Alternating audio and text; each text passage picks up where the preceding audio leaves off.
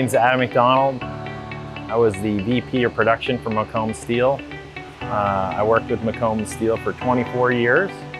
In 2019, we bought our first robotic system from AGT. It changed our workflow. You know, we had a lot of challenges with labor. It was hard to find qualified labor for welding.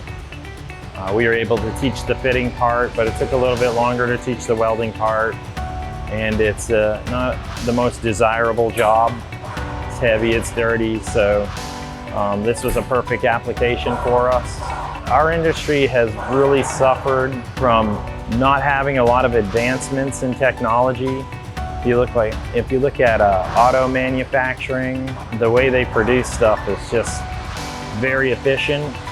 And what I see coming from AGT leads me to believe that structural steel can be the same. We can fabricate or we can manufacture just like the auto industry.